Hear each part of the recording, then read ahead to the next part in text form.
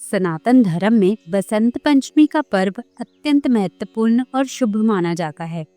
यह त्योहार माघ मास की शुक्ल पक्ष की पंचमी तिथि को मनाया जाता है, जो सर्दी और गर्मी के बीच के सुहावने मौसम का आगमन करता है। इस दिन से बसंत ऋतु का आरंभ होता है। बसंत पंचमी के दिन विद्या की देवी माँ सरस्वती की पूजा अर्चना करने का विधान है। बसंत पंचमी के 40 दिन बाद होली का पर्व मनाया जाता है। यही वजह है कि बसंत पंचमी को होली के त्योहार का आरंभ भी माना जाता है। मांगलिक और शुभ कार्यों के लिए बसंत पंचमी का दिन काफी खास होता है। पौराणिक कथा के अनुसार सृष्टि के प्रारंभिक काल में भगवान विष्णु की आज्ञा से ब्रह्मा जी ने सृष्टि की रचना की, लेकिन वह अपनी सर्जना से संतुष्ट नहीं थे। उन्हें लगता था कि कुछ कमी रह गई है, जिसके कारण चारों ओर मौन छाया रहता है। नदी और झरने बह तो रहे थे, परंतु उनमें कोई स्वर नहीं था। पेड़ों पर पत्ते लहरा तो रहे थे, परंतु उनमें भी कोई स्वर ना था। पशु पक्षी सभी स्वरहीन थे, इसलिए ब्रह्मा जी द्वारा निर्मित सुंदर सृष्टि अधूरी सी लग रही थी।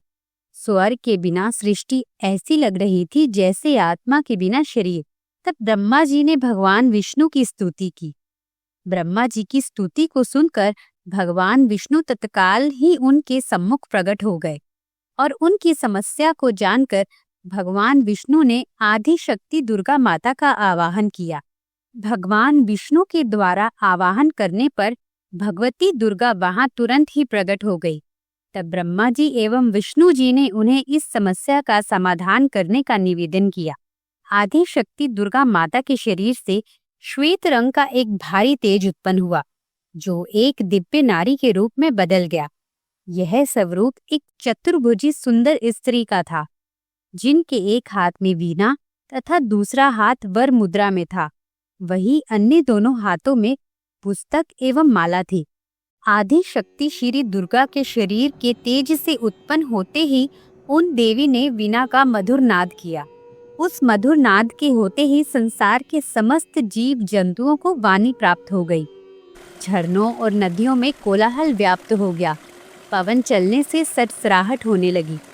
पक्षी अपनी मधुर वाणी में चहकने लगे और समस्त सृष्टि आनंद से भर गई। इस देवी ने इस निरस प्रकृति को अपने स्वरों से भरकर सरस कर दिया। इसलिए भगवान विष्णु ने उन्हें देवी सरस्वती का नाम दिया। माता आदि शक्ति ने उन्हें ब्रह्मदेव की शक्ति बनकर ब्रह्मलोक में रहने का आदेश दिया। आदि शक्ति भगवती दुर्गा ने ब्रह्मा जी से कहा कि मेरे तेज से उत्पन्न हुई ये देवी सरस्वती आपकी पत्नी बनेंगी। जैसे लक्ष्मी श्री विष्णु की शक्ति हैं, पार्वती महादेव शिव की शक्ति हैं, उसी प्रकार यह सरस्वती देवी ही आपकी शक्ति होंगी। माता आदि शक्ति ने देवी सरस्वती को वरदान दिया कि समस्त संसार उन्हें कला और विद्या के रूप में पूजेगा और वही वाणी की अधिष्ठात्री देवी कहलाएंगी। ऐसा कहकर आदि शक्ति श्री दुर्गा अंतर्ध्यान हो गई और सभी देवता सृष्टि के संचालन में संलग्न हो गए।